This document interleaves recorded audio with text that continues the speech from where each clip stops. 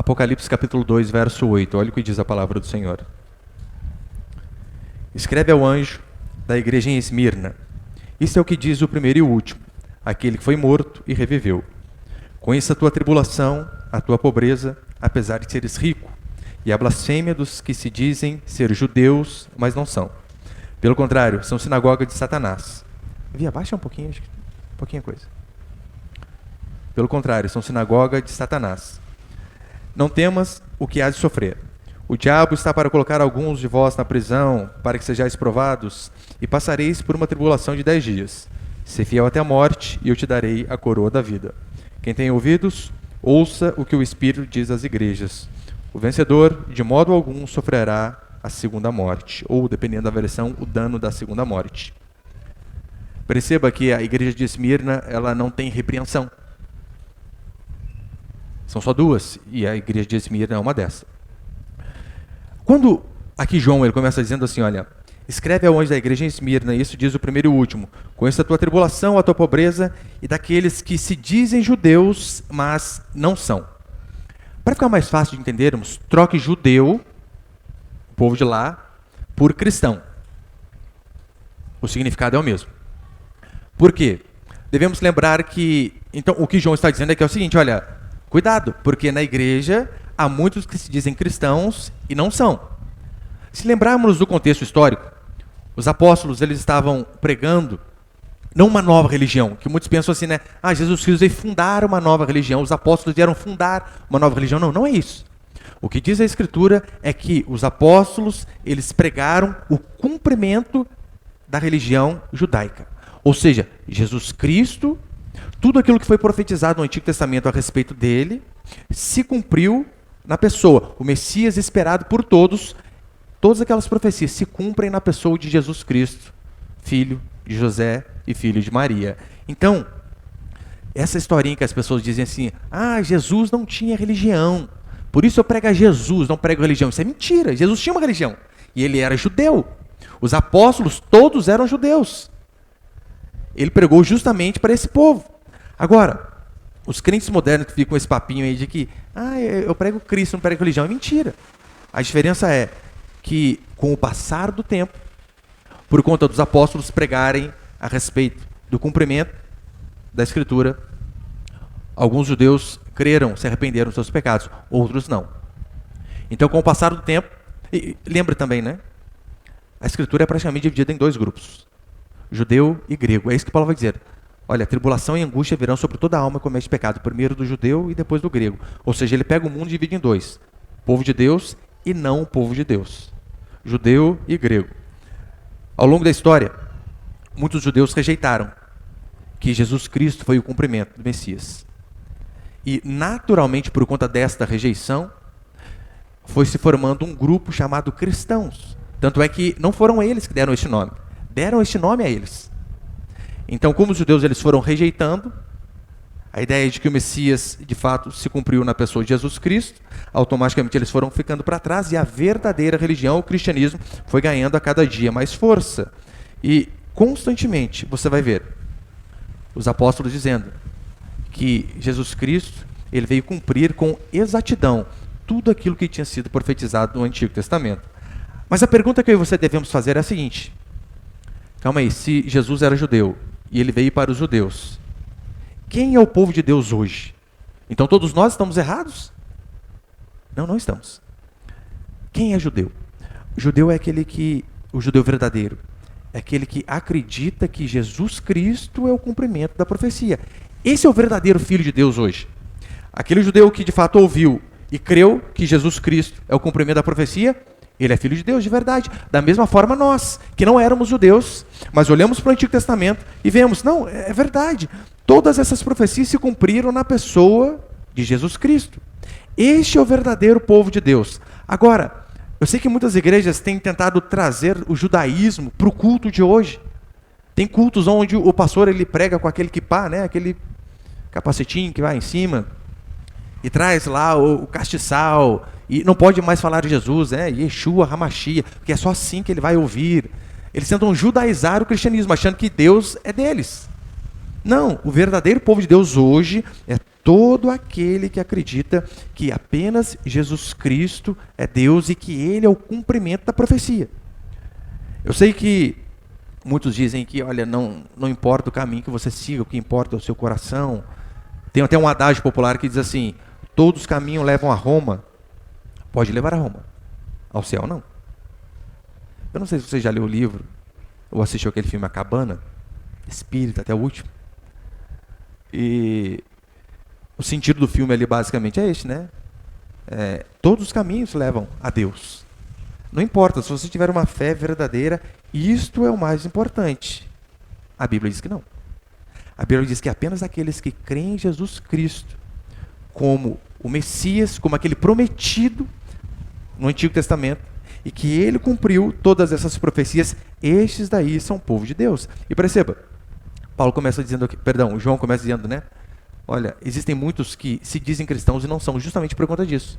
Porque às vezes eles estão no meio do povo de Deus, ouvindo a pregação do livro correto, mas ainda não creem da forma correta. No versículo 10, quando ele vai dizer assim, não, olha, uma tribulação de 10 dias, eu sei que muitos ficam fazendo cálculos o tempo todo. Calma aí, se para Deus um ano é igual a 1000 dias, 1000 dias é igual a um ano, então eles ficam calculando. Mas não é esse o sentido é o seguinte: esta igreja passaria por um período de tribulação, de dificuldade, e deveriam estar preparados para quê? E a tribulação não passaria. Muitos morreriam nessa tribulação. É apenas este o sentido aqui do texto. Por isso que ele diz, olha, sejam fiéis até a morte, no sentido de que, ainda que a sua fidelidade custe a sua própria vida, eu e você não devemos jamais deixar de ser fiéis. E depois, é claro, ele se apresenta, ele dá o diagnóstico e a recompensa de cada um, que eu vou falar aqui no final.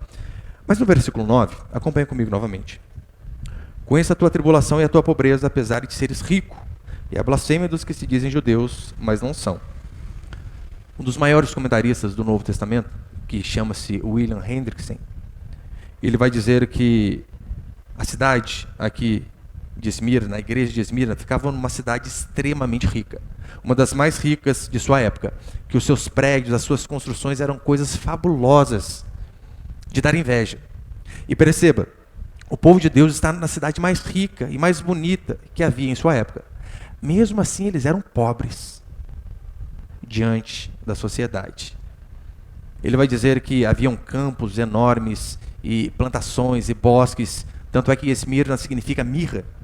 É justamente desses campos que veio aquele aroma ao qual os magos ofereceram a Jesus, que era caríssimo, que é citado em algumas outras passagens também do Antigo Testamento. Mas ainda assim, mesmo vivendo em uma cidade rica, o povo de Deus ali era pobre diante dos homens. Não diante do Senhor, ele vai dizer, mas diante dos homens era pobre. Essa igreja provavelmente ela foi fundada pelo apóstolo Paulo na sua 3ª viagem missionária. E alguns historiadores chegam a dizer que Policarpo, discípulo aqui de João, ele foi o primeiro bispo desta igreja, ou seja, ele era o pastor responsável por essa igreja. E é tão interessante a respeito de Policarpo, os historiadores vão dizer que quando ele já era velho, idoso, o procônsul, que era o governador da província da época, chega diante de Policarpo, pastor da igreja, e diz assim, se você negar a Jesus Cristo, você vai viver. Se você continuar confessando a Jesus Cristo, nós o mataremos. E a resposta dele é uma frase que ficou eternizada na maioria dos livros teológicos e históricos. Ele diz assim, eu servi a Cristo durante 86 anos e ele nunca me fez mal algum. Como posso blasfemar o rei que me salvou? Mais de 80 anos servindo a Deus, servindo a Jesus Cristo, e ele sempre esteve comigo. Não blasfemarei contra o nome dele, jamais. Lembrando que o contexto era de perseguição. Então, algumas autoridades ameaçaram jogá-lo às feras. Ele não demonstrou medo algum. Eles ficaram nervosos demais. Então fizeram o quê? Acabaram matando, queimado no ano de 155. E tem uma outra frase, acho que eu coloquei ali, a respeito de Policarpo, o primeiro bispo da igreja de Esmirna, que ele diz assim, ameaça-se-me com fogo, essa daí? Pode pôr para frente, não tem essa? Eu coloquei errado então. Ele diz assim, ameaças-me com fogo que pode durar por 1 hora e então se extingue, mas ignoras o fogo do julgamento vindouro, a punição eterna reservada para os ímpios. Diante da morte, prestes a ser fritado literalmente, ele diz assim, calma aí, que ameaça é essa? Vocês estão me ameaçando com esse fogo aí que no máximo de 1 hora se apaga? E vocês não temem o fogo da ira vindoura, que não se apaga? que não se extingue, então ele foi martirizado. Isso tem tudo a ver aqui com o diagnóstico da igreja que nós acabamos de ler. A fidelidade deste homem, deste pastor, acabou levando à morte. Eu quero passar aqui 2 princípios, então. Põe primeiro ali, por favor, Vinícius. O primeiro princípio é a apresentação de Jesus Cristo e os falsos cristãos. Verso 8 a 10. Escreve ao anjo da igreja em Esmirna. Isso diz o primeiro e o último. Aquele que esteve morto e reviveu. Conheço a tua tribulação, a tua pobreza, apesar de seres rico. E a blasfêmia dos que se dizem ser judeus, mas não são. Pelo contrário, são sinagogas de Satanás. Perceba. Jesus Cristo dizendo, eu sou o primeiro e eu sou o último. Aí ele já está se colocando em posição de Deus, do tipo, ó, eu estive lá no começo e eu estarei no final. Eu não fui um ser criado como muitos acreditam. Olha, Jesus Cristo nasceu quando ele simplesmente Maria o concebeu. Não, não é isso que diz a Escritura. O que diz a Bíblia é que ele sempre existiu. E ele então é que se define claramente como Deus. E perceba, eu conheço a tua pobreza, mas tu és rico. Ou seja, mesmo em uma cidade cheia de palácios, riquezas, vocês financeiramente vocês são pobres, mas apenas diante das pessoas. Diante de mim eu conheço a riqueza de vocês. E é tão certo que você sabe, servir a Deus no começo empobrece. Quantas pessoas já ouviram dizendo que, olha pastor, é impressionante, eu comecei para a igreja, em vez das coisas avançarem, parece que regrediram. Eu comecei a buscar a Deus, comecei a ser perseguido no trabalho. Irmãs já me contaram que foram mandados embora, por quê? Olha, porque antes entrava em conchavo com as pessoas, fazia maracutaia, mas a partir do momento que a pessoa se converte, ela diz, não farei mais. E a consequência é o quê? As pessoas mandam embora. Uma prova que empobrece quando você converte é porque você converte, já é fiel com dízimo, é 10% a menos. Mas perceba, o Senhor continua cuidando desse povo. É claro, né? Eu falei do dízimo, mas a gente acredita que a fidelidade nos abençoa. Mas ainda hoje, eu e você podemos perder por ser fiéis. Com certeza. Seja fiel de verdade, meu irmão, e a possibilidade de você não fechar negócios. Imagina um político que se converte. Vamos colocar, vai, o pior dos piores. O Lula se converte. Imagina. Ele vai ter que falar, o triplex não é meu, companheiro. Propina. Vai perder. O sítio também não é meu. Se um político se converte, ele não vai poder fazer mais parte daquele covil de ladrões. Automaticamente vai ter prejuízo. E a possibilidade de se reeleger é mínima. Mas aqui João vai além. No verso 9, ele diz, olha, eu conheço a tua tribulação, a blasfêmia dos que se dizem ser judeus, mas não são. Ou seja, o que a Escritura diz é que falsos cristãos estão por todo lado. Era assim na época de João, era assim na época de Cristo, era assim na época dos profetas. E continua sendo assim hoje também. A Bíblia constantemente fala a respeito dessas pessoas. E olha o termo que é usado aqui. Estes daí são sinagoga de Satanás. Sinagoga era o lugar onde os judeus reuniam, a igreja. E Jesus vem e diz, esse povo que se reúne aí, eles são sinagogas, são reunião de demônio. Não tem nada a ver comigo. Essa reunião que eles fazem. Se Satanás é inimigo de Deus, a Escritura diz que os falsos cristãos também são da mesma forma. Lembra? Quem perseguiu Jesus e quem pediu a sua morte? Os judeus. Aqueles que se diziam povo de Deus. Não, não foi os romanos. Os romanos foram apenas um instrumento. Mas foram os judeus. Você pode, meu irmão, estar em uma igreja, você pode pregar, e mesmo assim não servir a Cristo, mesmo assim o seu Senhor ser Satanás, como diz aqui o apóstolo João. O exemplo mais notório que nós temos é Judas. Judas andava com Jesus Cristo, com os apóstolos, e estava com o mestre certo, com as pessoas certas, no povo certo. Diz a Escritura que os apóstolos expulsaram o demônio. Não diz que os apóstolos, Judas não expulsou o demônio. Não, todos eles, é bem provável que ele também fez a mesma coisa.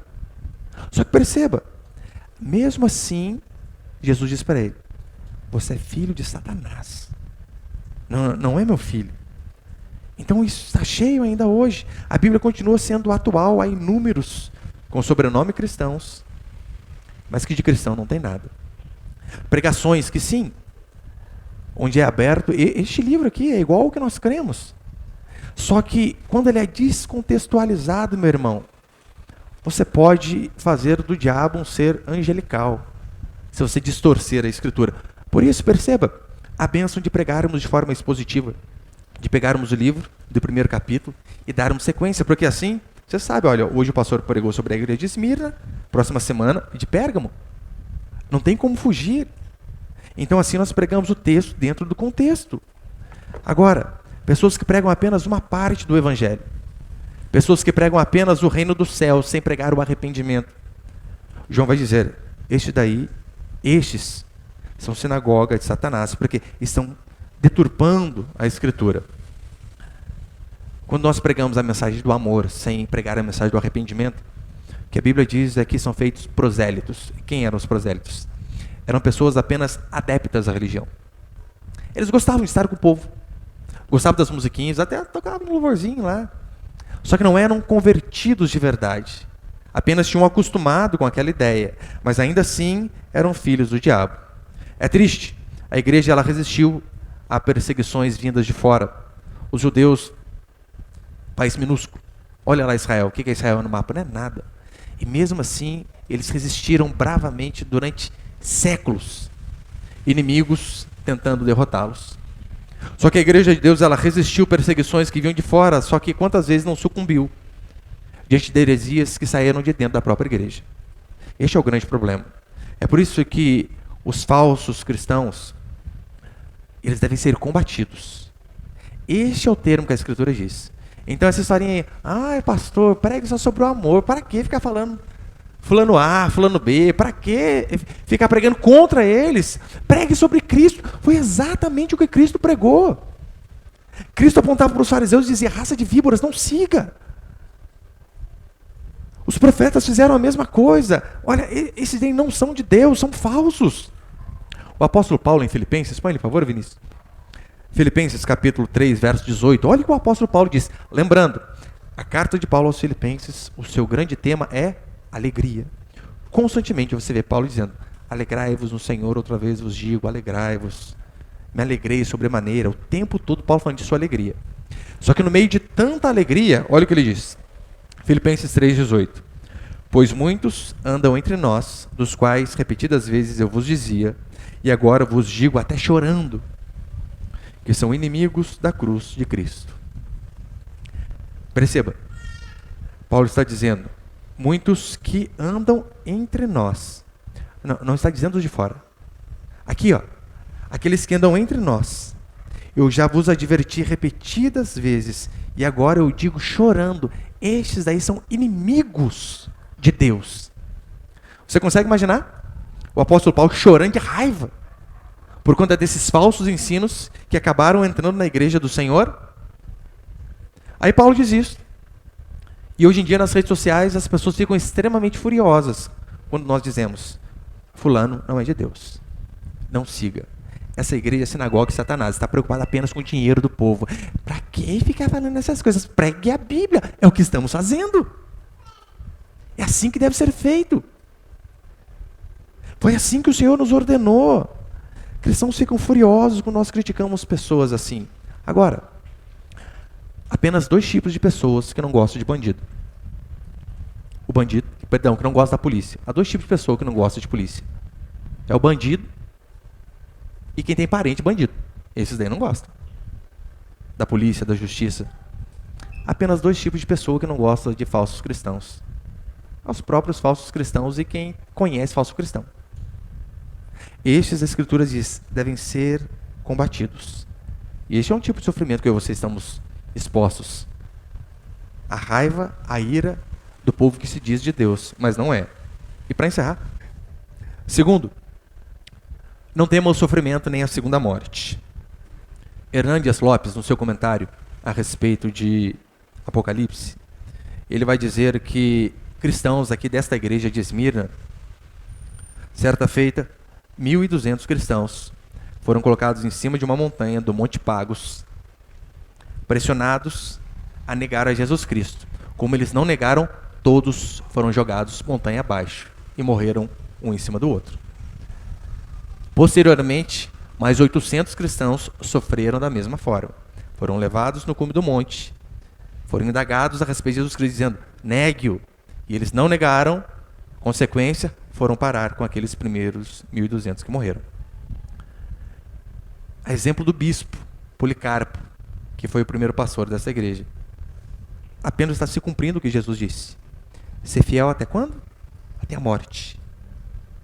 Ainda que você morra, continue fiel. Foi exatamente o que Jesus disse. Foi o que aconteceu com o pastor daquela igreja, foi o que aconteceu com membros daquela igreja, e o que pode acontecer conosco. Seja fiel, meu irmão. Eu sei que no Brasil, hoje, a princípio, parece fácil ser cristão. Ninguém nos impede de andar com uma Bíblia.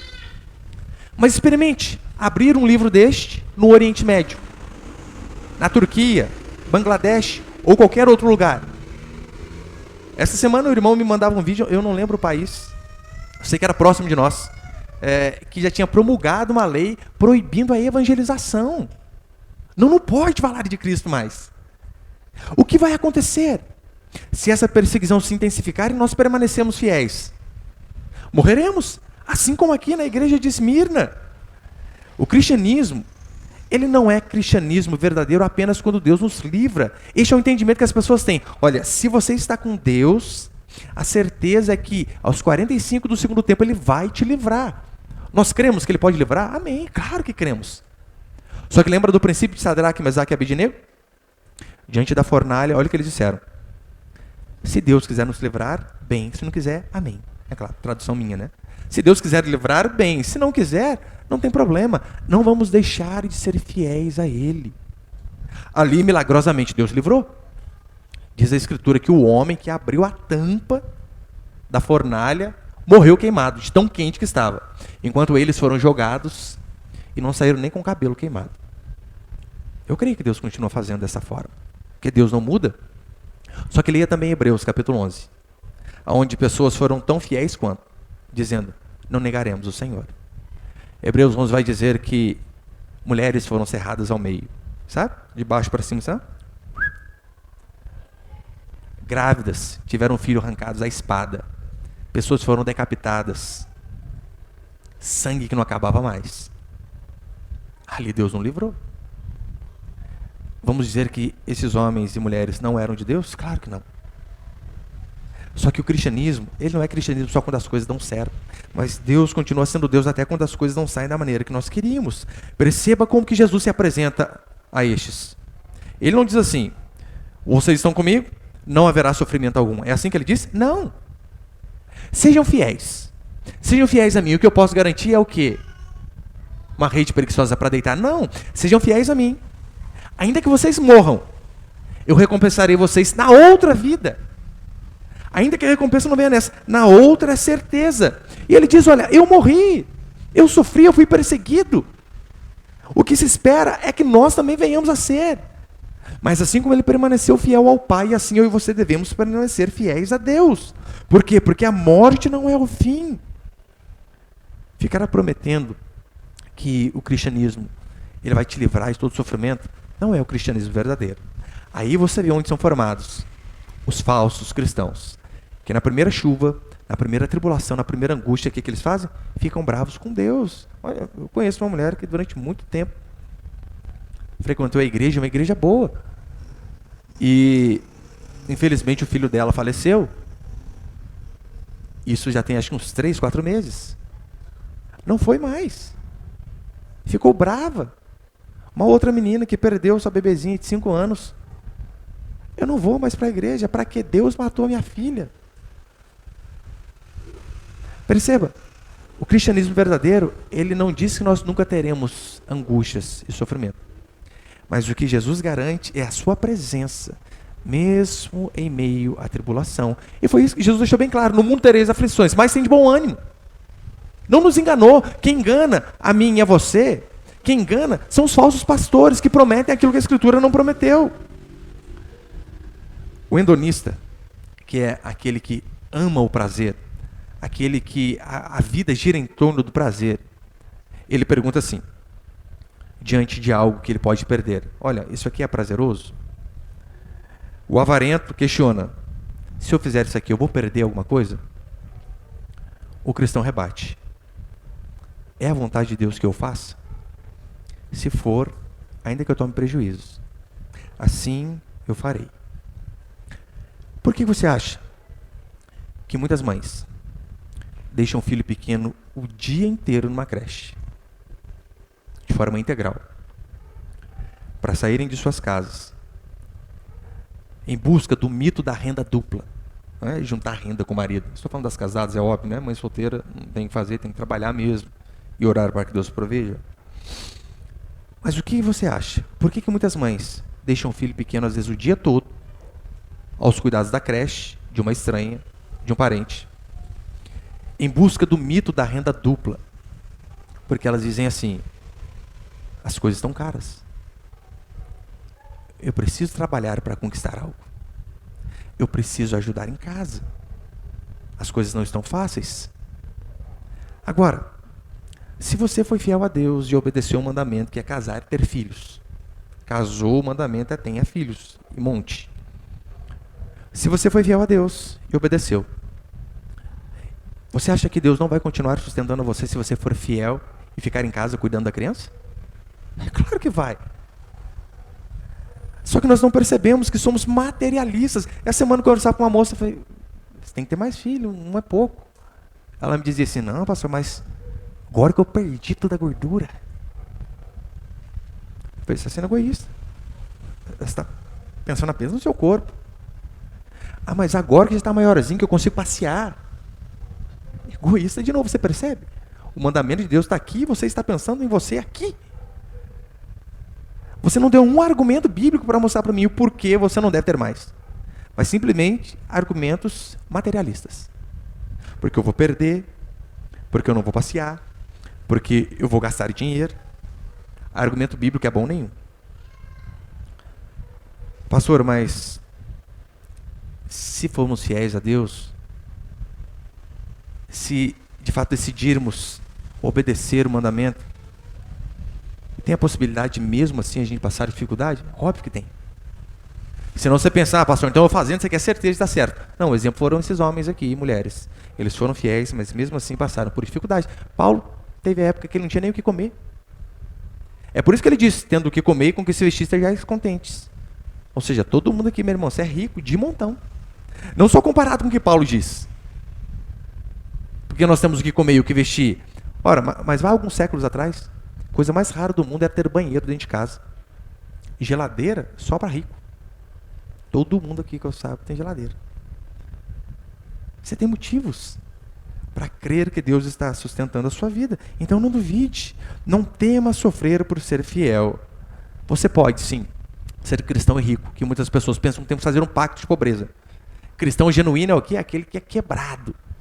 O que é um pastor bom? O pastor bom é quem é de Fusca. Esse é de Deus. O crente que vem de bicicleta para a igreja, é isso aí, mas vem quase nas nuvens, pedalando. Assim. Você pode ser cristão e pobre, ou você pode ser cristão e rico, qual o problema? O que você precisa ser é continuar sendo fiel, independente de ter muito ou ter pouco. É por isso que a Escritura diz: se formos fiéis no pouco, seremos fiéis no muito. Você pode ser um cristão conhecido nacionalmente, assim como Davi foi. Mas você pode ser um cristão e ser uma escória da sociedade, como foi Jeremias. Não interessa. O que importa é: eu continuo sendo fiel a Deus? Isso é o mais importante. O alvo do cristão, guarde bem isso, não é conforto, dinheiro, vida financeira boa e viajar conhecendo todos os lugares deste mundo. Eu não estou dizendo que você não possa, né? Senão você pensa: pastor, podem sair de pinda, gente? Claro que pode. Mas este não é o nosso objetivo. Porque se for, meu irmão, é algo mesquinho demais. O alvo da vida cristã não é ser feliz, ainda que nós cremos que Deus nos faça feliz. Mas o nosso objetivo sempre deve ser fiel a Deus. E se o Senhor nos abençoar, nos prosperar, nos der bens ao longo dessa caminhada, louvado seja o nome dEle. Mas devemos sempre buscar a fidelidade. Devemos buscar como alvo terminar a nossa vida assim como Paulo terminou. Combati o bom combate, completei a carreira, guardei a fé. E como que Paulo terminou? Quebrado, mas cheio de fé, tendo convicção de que ele tinha feito aquilo que era certo. Para encerrar, põe o artigo ali, por favor. Coloquei um artigo aqui da Ana Caroline Campanolo. Ela professora de história e deputada estadual por Santa Catarina. Muito sábia essa mulher. Acompanhe ela nas redes sociais se você puder.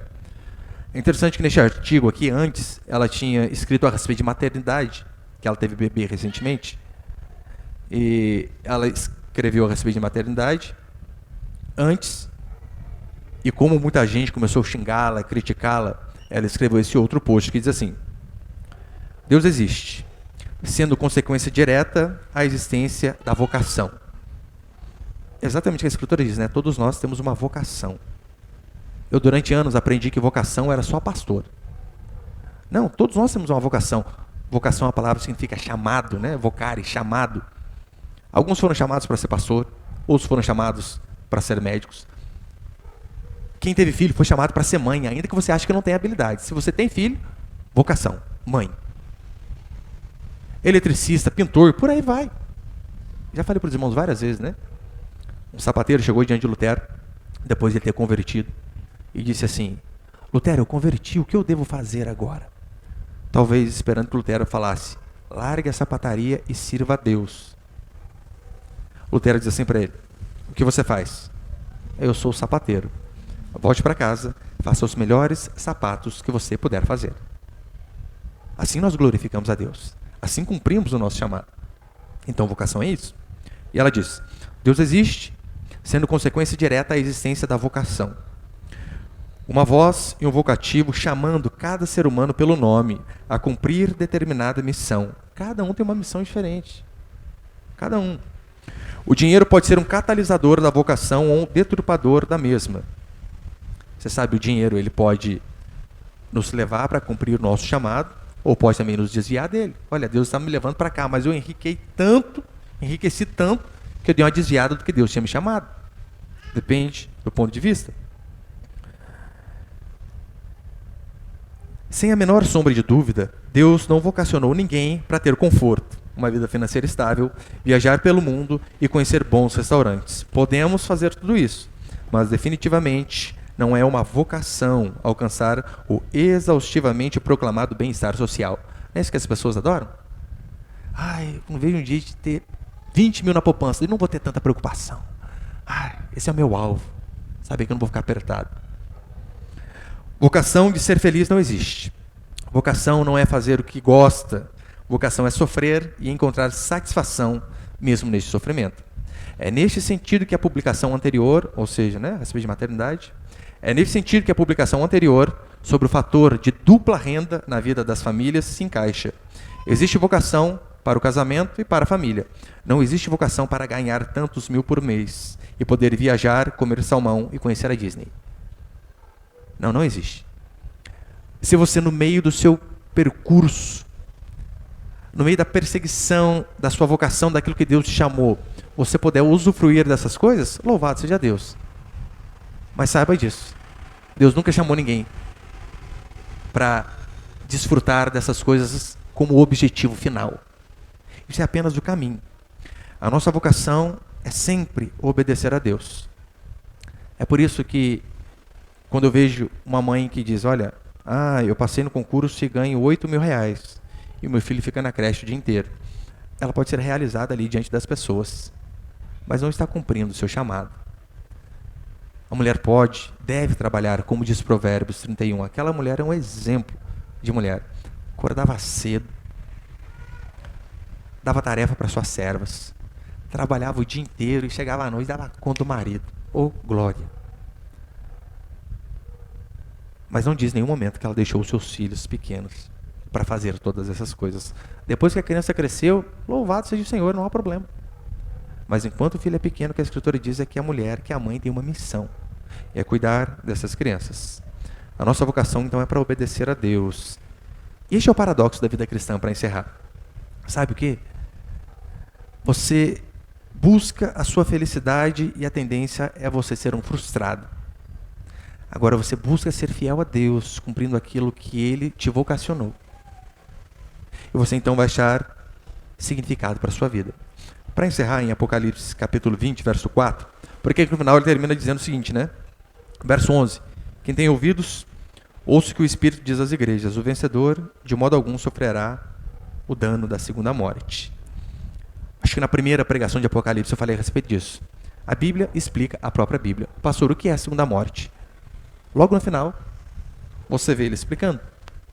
Deu mar os mortos, eu coloquei 13 para ficar mais fácil. Deu mar os mortos que estavam. Deu mar os mortos que nele estavam. A morte e o além entregaram os mortos que nele havia. E foram julgados um por um, perceba, né? Julgamento individual, não vai ter de bloco, de bando, de igreja junto, não. Se prepara. Julgados um por um, segundo as suas obras. Então, a morte e o inferno foram lançados para dentro do lago de fogo. Esta é a segunda morte, o lago de fogo. E se alguém não foi achado escrito no livro da vida, esse foi lançado para dentro do lago de fogo. Então perceba, o que é a segunda morte? É o lago de fogo. A Escritura explica a Escritura. É por isso que não existe essa questão de missa de sétimo dia.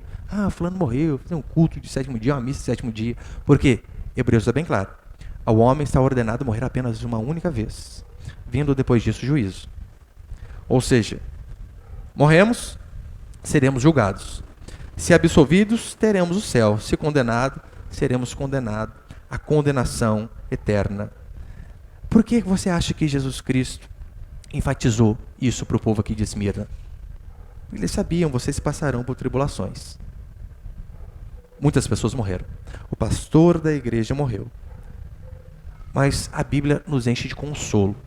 Jesus diz assim, para encerrar: não temam os homens, porque o máximo que os homens podem fazer é matar o corpo. Eu não sei se isso é consolo, se isso é tristeza, né? Não temam os homens. O máximo que eles podem fazer é te matar. Só isso. Mas ele diz: tema Jesus Cristo, que depois de matar o corpo, ele pode lançar a alma no inferno. É por isso que o nosso objetivo é ser fiel.